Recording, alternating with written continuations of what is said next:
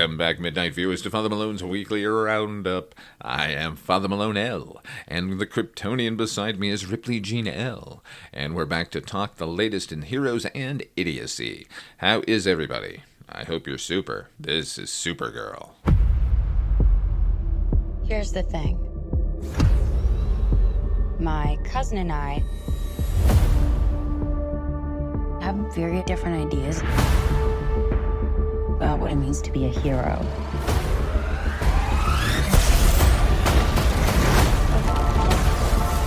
He sees the good in everyone. And I see the truth. The brigands brought destruction to every corner of the universe. The galaxy must be defended.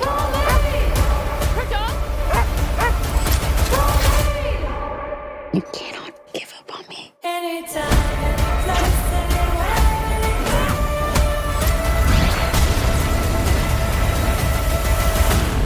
Now it's a party. Oh, that might be a problem.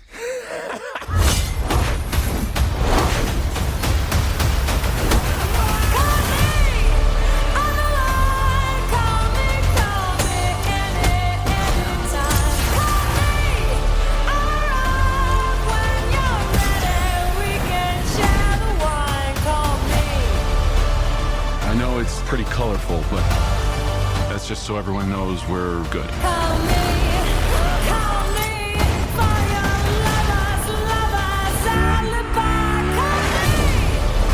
going to tell you something. Only one of you is going to make it out alive.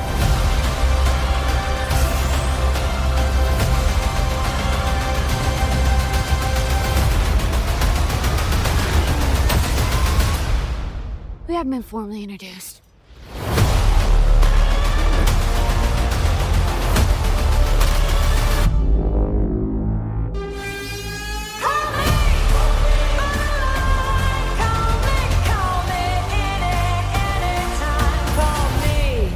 It's good. What can I tell you? 2 for 2, DC. Fair go, y'all. Is it anything approaching the dizzying heights that Marvel's managed? Absolutely not. DC is too early in its infancy for that kind of sublime. But this is a more assured stab than even Superman. I was never the biggest fan of James Gunn at Marvel, a little too self-satisfied and quick to take the Quirkmeister mantle. It's not even the first sci-fi film with a contemporary, and by contemporary I mean oldies, soundtrack. Those Guardian films weren't exactly awash in current culture. I was nonplussed when I heard he got the Kevin Feige gig at DC. At that point, give it to fucking anyone but Zack Snyder or whoever the fuck was stumbling around throwing switches wildly in a billion-dollar potential franchise machine. So naturally, I became his most ardent defender when those same hordes started lining up in opposition to the fresh, fun approach he was taking to what is already a baked-in darkness factory. God forbid we enjoy these films. I thought Superman was breezy and inspiring, exactly what I want from the Boy Scout. With Supergirl, though, I didn't know what to expect, quite frankly. The most recent iteration was in that Flash movie with Sasha Calle as a spandex brunette Kara Zor-El, who I loved, by the way. I hated most of that universe, but she was cool. And I understand the decision to not carry actors from one universe to another. Fresh start. Lobo. Before her, though, there was an endless line of bubbly, can-do blondes with Melissa Benoist and Laura Vandervoort on Smallville, and of course the Supergirl Prime, Helen Slater, in that very interesting film. Directed by Jeno Zwark. Zwark, shout out everybody. We had a hint at the end of Superman what we were going to get with a bumbling, drunken party girl version of the Girl of Steel. And because James Gunn is nothing if not effusive when it comes to shouting out the film's inspirations and authors, in this case, Supergirl Woman of Tomorrow was the inspiration by Tom King and Bilquis Evely. This was going to be a super flick unlike not only any other Supergirl property, but any DC property at all, really. Anytime before we'd gone cosmic, it was always so myopic, narrowed down to a single planet, maybe a moon if we're lucky. But this Supergirl is part of a wider universe, and that universe is alive and vibrant and stacked in every direction with a menagerie of old DC stalwarts. Look, the movie has problems. I really enjoyed it, and I think it's actually better than Superman, but there's some undeniable problems, and right at the start is where it starts. I really liked how Superman began with Superman in a fight, and he'd been at it a while. Same way I admired Batman 89 for not starting with Bruce Wayne being forged into the Dark Knight, but Batman preventing that from recurring. Ordinarily, in origin flicks, you're pulling your hair out for the first act, waiting for them to be the character that's been advertised in the title. And they certainly get to it here, with Kara celebrating her 23rd birthday with Krypto on a system with a red sun, thus robbing her of her powers and allowing her the full effects of intoxication. And by the way, I really like that every time we go to a new world, it lists its name and what type of sun dominates the system. And that first act is mostly fun, but it demonstrates a potential subtitle for the film. Supergirl, or Let's Show You All the Ways a Kryptonian Can Be Engaged in Battle and It Still Be in Some Way Fucking Even. Because let's face it, that's always been Superman's problem, and it extends to anyone from Krypton. They're simply too fucking powerful. And that's fine when it's a story of two titans punching the shit out of each other over a city skyline. But if you want that character in any kind of adventure, you have to depower them, immediately. Imagine Superman in a detective story, shaking down the criminal element. It'd be a 2-page story. So we meet fucked up Kara partying off-world and trying not to get into anyone else's business or become the savior of anyone seeking one out, which is, of course, what happens when our villain, Matthias Schoenaerts, I didn't pronounce that correctly and I'm not even going to try, as Krem of the Yellow Hills. I had to look up both those names. He shows up to steal young women from the local populace for slave trade. In the ensuing melee, a family is wiped out save for one sword-wielding girl, and Krypto is waylaid with a slow-acting poison. And then Krem makes off with Kara's ship, stranding her. So, by circumstance, we've got a buddy quest flick. Excellent. Except I don't really know Kara except for a bunch of spoiled and or troubled party girl antics. They're going for anti-hero and they're getting irksome. And the other girl, Ruthie, played by Eve Ridley, I had to look up both those names as well. In fact, if I didn't recognize someone from the comic, I had no idea of their name for most of the running time. She's basically every revenge cliche in any media, leaving the film not a lot to grab onto emotionally, other than the dog situation. And can I say, I love the idea of Krypto, and he's certainly animated beautifully, but a little goes a long way. I didn't wish him poisoned, but I'm glad he's not in most of the film. Threaded throughout on a similar mission is DC's favorite biker Lobo. Look, if anyone from the Snyderverse was going to make the leap, it's Momoa as Lobo. He just is that guy. So much so that I found myself really enjoying Lobo again for the first time since, like, the 90s. He is a fucking hoot here, and used just enough that he doesn't overwhelm or overstay his welcome. And threaded throughout are Kara's memories of her life leading up to her current situation. Through flashback and sometimes dialogue, we're given her life in Argo City. So for you non-nerds, part of Krypton broke off and was protected and continued floating through space, but because it was basically one giant chunk of kryptonite as they approached the yellow sun, her parents sent her to join her cousin on Earth. These scenes are fucking heartbreaking. It's another view of that oft-told story of the Kryptonian cataclysm in Clark's journey to Earth, except Kara grew up there and knew everyone in the city, and then watched them slowly poisoned before being launched off to Earth by herself. And those scenes are even better when she gets to Earth with her trying to find some solace in her comfortable exile. And I'm talking about it in such detail because it's how the movie should have begun. I mentioned there were problems, and that's a huge one. Just because we got sick of origin movies doesn't mean that ultimately ain't a broken way of telling a story. As is, they add retroactive resonance and gravity to the early scenes, but given how much we're on the go during this film, juggling planets and characters and aliens aplenty, it would have been a nice grounding. As much as you can ground something that starts with a planet exploding. I do think it would have smoothed everything over and allowed everything to flow quite nicely. That's a minor problem, though. The real problem here is, of course, the same fucking problem Marvel had over and over again, including for Mr. Gunn, the villain problem. Krem is a formidable character in what he does. It's just that the actor, God bless, has zero presence. I've run down his filmography, and I confess to being woefully deficient in having seen basically anything else he's done, and I bet he's fantastic, but he's awful here. He's like the fifth Ravager from the right. Like, they considered this guy and went, nah, Taserface is a better choice. I know I'm mixing the universes here, but hopefully you get what I'm saying. Because not only does our main villain feel that important, but Matthew S., I'm going to call him that so I don't mangle his Flemish heritage, he has the weight of a secondary villain in a mid to late 90s French independent film. Something Matthew Kassiovitz would have written and starred in. And here's the thing, the character is really sinister. He's a pirate and human trafficker who wantonly slaughters adults and children alike. but he's played as kind of a goof, and they've decided rather than give him any actual depth or backstory, they just give him some quirks. So, like Brad Pitt in Ocean's 11, he's constantly eating or talking about eating. What's that mean? Does it go anywhere? Does it add anything? No, not one fucking thing. He is a gaping hole at the heart of the film, unfortunately. And let me just say here, since I'm listing things that I found unpalatable, that this movie was completely marketed incorrectly. It's one of those situations where people of a certain age, in this case my age, are now controlling content, so we get so much of the nostalgic music of those people, my people's past. So this movie was advertised with wall-to-wall Blondie's Call Me. Now, first of all, that's a song from another film, so don't do that. Secondly, it's not evoking Guardians in the way that they want, because try as they might to convince us with all the choppy cuts to a quick beat, this movie was never going to be Guardians. Which is a benefit, by the way. And finally, the song does not appear in the fucking movie.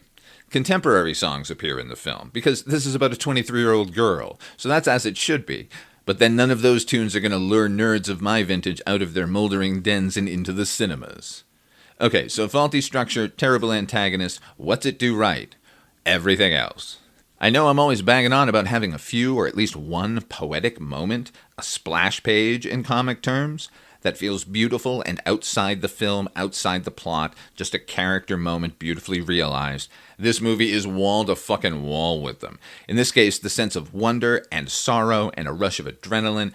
Craig Gillespie delivers over and over again as a director. These few sequences alone would have had me crowing about his talent, but the fact is, this is a film that takes place in entirely new environments, several as a matter of fact, and each feels considered and beautifully, meticulously presented. You want practical aliens? We've got a fuckload to contend with. You want Seth Rogen as a tiny intergalactic bus driver? Done. Millie Alcock is fantastic as Kara Zor-El, by the way. The first time we've gotten a girl and not a woman being dismissively labeled a girl. She was a force on House of the Dragon, and this softer, confused, and sometimes righteous portrayal is shockingly good. And on a personal note, I had no idea I had an itch to see a tiny girl just fucking wrecking dudes with one punch, over and over. But I did, and oh, how I loved it. The fight scenes here are way better than Superman. You know that shot James Gunn keeps trying to perfect? The big battle scene from one take, usually focused on one or two objects at a time? They get it absolutely right here with, well, I can't actually say because I don't want to spoil any portion of the film, and it'll get spoiled because no one's going to see it, which might be due to the outpouring of the usual Snyder Bro bullshit, the unwarranted and unasked for bashing of our lead because she didn't fit their juvenile masturbatory definition of a hot Supergirl. I didn't hear anyone crying that the Polka Dot Man was being portrayed by a living ghoul, but that was when there was still hope that Snyder might make his triumphant return. Oh, Snyder, deliver us. My favorite part of this whole new wave of toxic bullshit is the response from Warner Brothers. It's a type of pearl clutching and shock and dismay. We didn't know this kind of response was possible. What? What the fuck are you idiots talking about? You made this creature. They screamed they wanted and they wanted and they wanted, and in a bid to make more money or bump up the subscribers to their new streaming service, they gave in. They gave them everything they wanted, and they legitimized these fucking losers and their crybaby demands. We're shocked at this kind of response. Get fucked. We're dealing with these dickheads all the time. Own up, Warner Brothers. Now, having said that, I thoroughly enjoyed Supergirl. I want to see it again. I'm recommending you spend money on it. It's that good. Maybe pay at home when it's available. But it should be supported. DC is on the right path. I'm very curious about the upcoming Clayface. And after that, what are we getting? More Superman. But I suspect it's going to be a big old team up on that one. The other flick I saw this week also features a bunch of legendary comic book characters. Reminder, the stunts in this movie were performed by professionals. Hi, I'm Wee Man. I'm Bam Margera. I'm Preston Lacey. I'm Chris Pontius. So for your safety and the protection of those around you, I'm Dave England. I'm Danger Aaron. I'm Steve. I'm Ryan Dunn. do not attempt any of the stunts you have just seen. Hello, I'm Johnny Knoxville. Hello, I'm Johnny Knoxville. Hello, I'm Johnny Knoxville. Welcome to Jackass. Welcome to the first day of our last film. What are you feeling? I'm sad. Does it make you sad, Chris? No, I'm not in touch with my emotions. I would like to introduce you to our new cast member, Larry! Nice to meet you all. Big fans. Oh my gosh, he got you! Give me a bucket of water so I can throw it on Larry.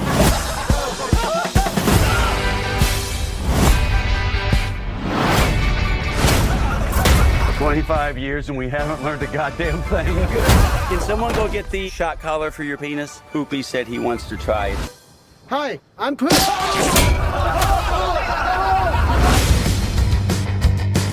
You're taking it to a whole other level.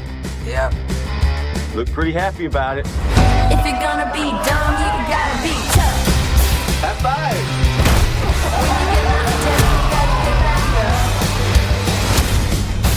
This is the escape room from hell. Start the game.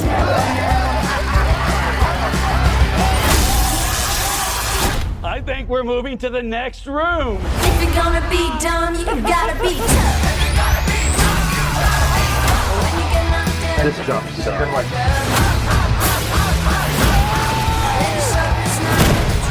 You got it in the stomach pretty good.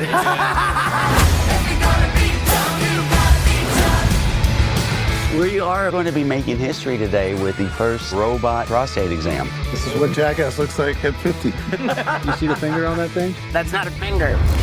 It's a claw. Let's let it rip, baby.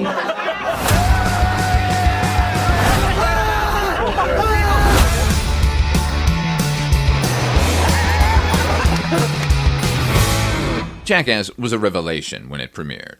I know it's not everyone's taste, and I know it can be fucking disgusting at times, but this group of young idiots, seemingly out there just doing dumb stuff and injuring themselves needlessly, were a wildly necessary take on modern life. I am not even joking, not even a little. These guys came along and transformed the utterly mundane aspects of our daily existence into an adventure. And it's no wonder the symbol they keep coming back to is the shopping cart. Who hasn't tangled with them? We rode them as toddlers, we were dying to drive them as children, and no doubt did a bit of riding in them as teens, before accepting our fate as adults just simply trying to find one with all four working wheels. But what's wrong with turning it into a death chariot? Launching yourself into the carefully manicured shrubbery designed along with the cart itself to move you in one direction: consumption. People talk a lot about disruptors, about shaking up the status quo. This show is that by definition. Pranks and stunts and feats of physical endurance, all in the pursuit of having fun and nothing else. And no one was safe out on the street, in their businesses, on golf courses. All the bullshit normality we accept, all the boring bullshit we embrace, just obliterated. And if your last name was Margera, you weren't even safe in your own home. Jackass, if you didn't know, is really the combination of two equally irresponsible factions, West Coast and East. On the West Coast, it's PJ Clapp, that's Johnny Knoxville, and Adam Spiegel, that's Spike Jones, and Jeff Tremaine working with Big Brother. And on the East Coast, in Pennsylvania, you had Bam Margera and the Camp Kill Yourself crew. CKY was Ryan Dunn and Brandon DiCamillo, Rab himself, and of course Bam's unlucky parents. Big Brother was mostly pranks and physical feats, pulling in the likes of Steve-O and Wee Man, while CKY was entirely stunt-based, with a genuine glee in how much abandon they were demonstrating. After attempts at getting the show made with Comedy Central and FX, and declining an offer to be a segment on SNL, the collective ended up at MTV with a new perfect name, Jackass. The show ran for 3 seasons, 25 episodes. But the way MTV ran them ad fucking nauseum, you'd think the show was on the air for 10 years. Then came the movies, and the half-movies, and the spin-off shows, Wild Boys and Viva La Bam, and more movies. We got up to 3D, and everything was fine, and then they lost Dunn, which is tragic, because he was genuinely funny, and that was that. 2012, no more Jackass. And then, 5 years ago, we got Jackass Forever. And they were looking fucking haggard, man.